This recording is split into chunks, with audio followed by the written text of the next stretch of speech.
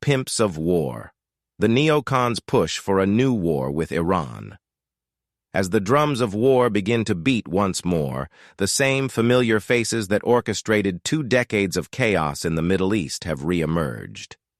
These neocons, shifting effortlessly between political ideologies, have long been architects of military fiascos in Iraq, Afghanistan, and beyond. Despite the catastrophic results of their previous interventions, they remain untouched by accountability. Their ability to mutate from cold warriors to liberal interventionists is as protean as it is disturbing, always on the prowl for a new conflict to fuel. The current crisis in the Middle East, ignited by Hamas's brutal attack on Israel, has become their latest opportunity. Neocons, seizing the moment, wasted no time in blaming Iran for the incursion, despite a glaring lack of evidence. Their calls for military strikes against Iran, leveraging the outrage over the attack, are part of a long-standing strategy of perpetual war. These warmongers who once dragged the United States into the quagmire of Iraq are now eyeing Iran as the next target, undeterred by the lessons of history. This neoconservative cabal exudes an air of Ivy League elitism, pushing a worldview where military might is the only language lesser breeds can comprehend. For decades, they have sold perpetual fear, propping up a foreign policy that thrives on endless conflict and racial superiority cloaked in intellectual arrogance.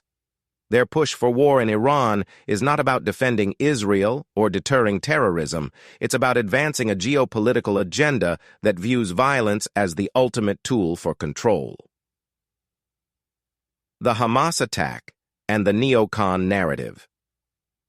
The Hamas attack on Israel served as the spark that these warmongers were waiting for. With shocking speed, neocons across media outlets and government platforms began the drumbeat for war with Iran, despite Tehran's consistent denials of involvement. They conveniently ignored the fact that Hamas is an autonomous organization, not a puppet directly controlled by the Iranian regime. Still, the neocons pushed forward, advocating for retaliation against Iran without proof, hoping to exploit public anger. Their playbook remains unchanged: stoke fear, create enemies, and use the media to spread a narrative of imminent danger. It's the same strategy that led to the invasion of Iraq, the occupation of Afghanistan, and the destabilization of the broader Middle East. Proxy wars and the risk of a wider conflict.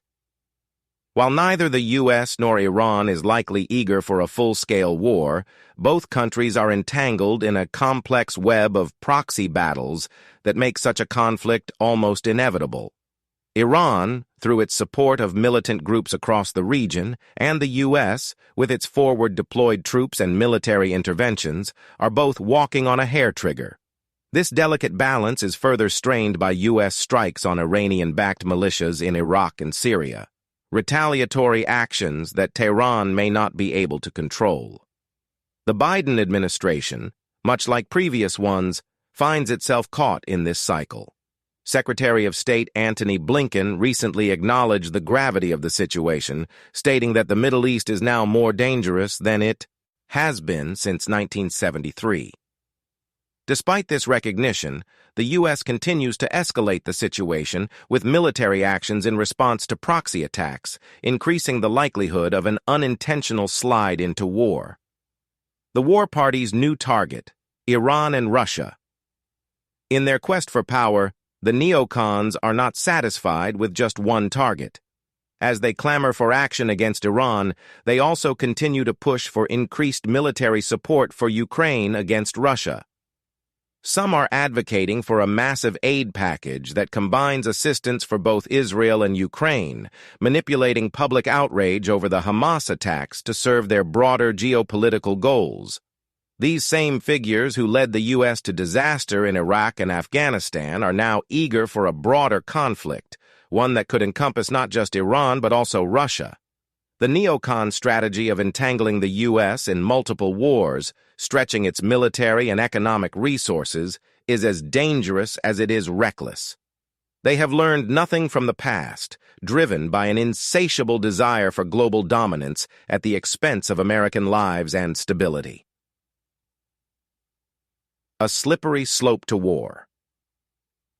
Both the U.S. and Iran are engaged in a delicate dance, with neither side truly desiring an all-out war, yet both nations find themselves pulled toward conflict by forces beyond their control. Iran's proxy militias, acting with increasing independence, could easily trigger a wider war that Tehran may not be able to prevent.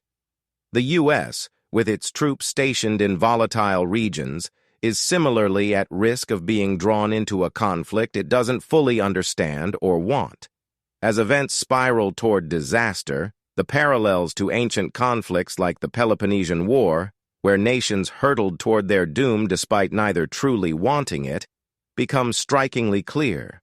The U.S. and Iran, much like Athens and Sparta before them, may find themselves trapped in a war that could have been avoided, but now seems inevitable.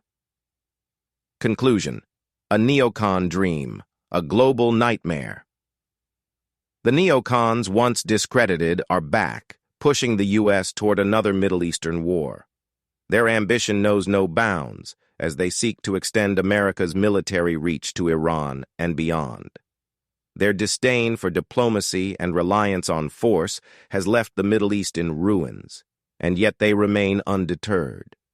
This time, they aim to drag the U.S. into a confrontation with Iran, an outcome that could have devastating consequences not just for the region, but for the entire world. It is imperative that we learn from the lessons of Iraq and Afghanistan.